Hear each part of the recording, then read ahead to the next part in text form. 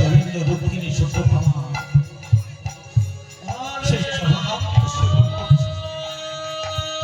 সেবন করবার পরে বাকি যে অংশ যেটা থালায় লেগে রয়েছে তাই থালার থেকে মুছে দিয়ে মস্তকে সর্বাঙ্গে বাড়ছে।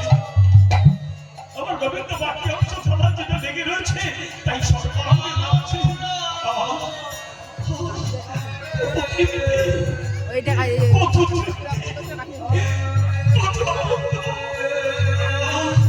আমার বক্ষটা শীতল হয়ে গেল। তোমার গোবিন্দকে নিজের বক্ষ মুছে সেই চরণামৃত পাচ্ছে। হরে কৃষ্ণ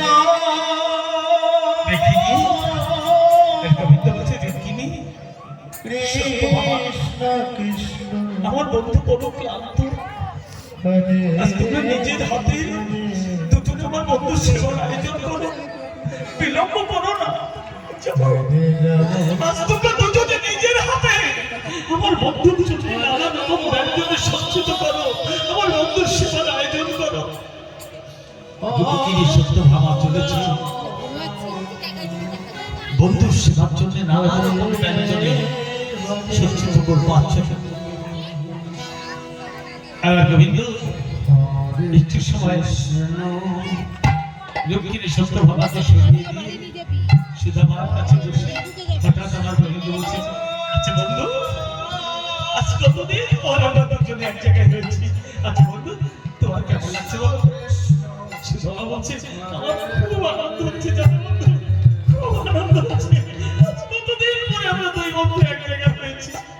বলছে আমার খুব আনন্দ হচ্ছে জানো বন্ধু, কিন্তু বন্ধু রুক্মিণী সত্যভামাকে আমি কেন সরিয়ে দিয়েছি জানো? আমি বেশি সময় থাকতে দিইনি কেন জানো? আমি জানি তুমি যখন আমার কাছে এসেছো তুমি আমার জন্য কিছু না এনে কিছুতেই থাকতে পারো না, তাই আমি ওদের দুজনকে সরিয়ে দিয়ে আগে আমি নিজে সেবা করবো, তারপর থাকলে দেবো, তা না হলে দেবো না, এই জন্য আমি সরিয়ে দিয়েছি। বন্ধু কি এনেছো দাও তো, দাও কি এনেছো দাও, আগে আমি সেবা করি। দেখো এখানে কেউ নেই, আগে আমি সেবা করবো, তারপর আমি থাকলে দেবো, তা না হলে দেবো। ভুলেই গিয়েছিল সুদামা যে অর্ধমুষ্টি চিরে একটি বস্ত্রখানা বেঁধে দিয়েছিল আর সেটাকে যত্ন করে রেখেছিল দক্ষ দেশে। আজ কটা দিন পথ চলতে চলতে মনেই নেই, ভুলেই গেছে। হঠাৎ আমার গোবিন্দ যখন বলেছে হাত দিয়ে দেখে সে শুকনো চিড়ে আর চিড়ে নেই। এই কটা দিন চলতে চলতে শরীরের ঘামে ভিজে সেই শুকনো চিড়ে একটি দলা হয়ে গেছে, একটি নারদে পরিণত হয়ে গেছে। তাই আমার গোবিন্দ সুধামা তাই বস্ত্রখণ্ডটি আরেকটি সুন্দর করে লুকিয়ে রেখেছে, লুকিয়ে রেখে বলছে বন্ধু বিশ্বাস করো আমি তোমার জন্য কিছু আনতে পারিনি, আমি তোমার জন্য কিছু আনতে পারিনি বন্ধু। আমার গোবিন্দ বলছে ও তুমি কিছু আনতে পারোনি? বলছে না আমি কিছু আনতে পারিনি।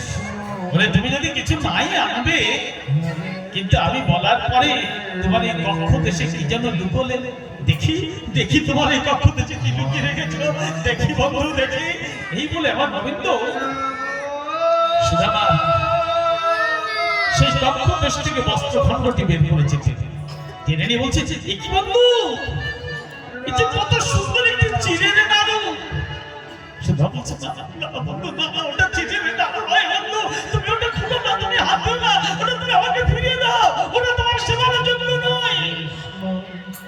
কেন? বন্ধু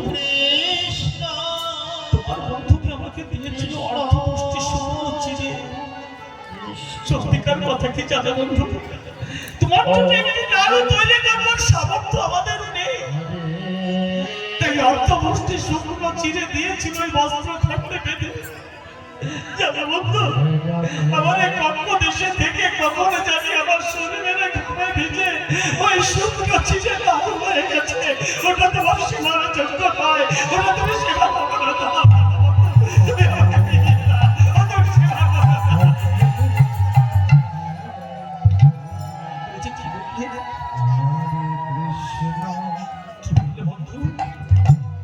শুকনো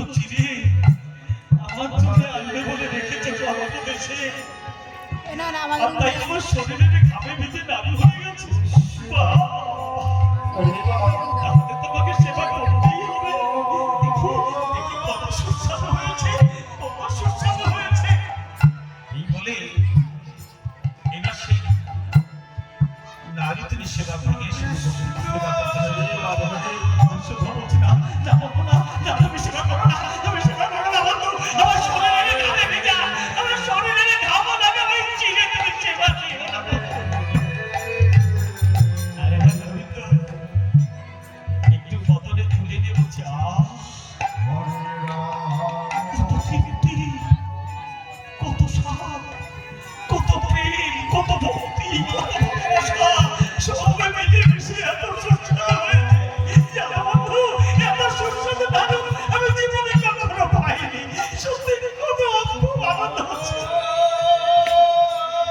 এমনি ভাবে যখনই সেবা করতে শুরু করেছে, রুক্মিণী আর সত্যভামা চলতে চলতে এসেছে।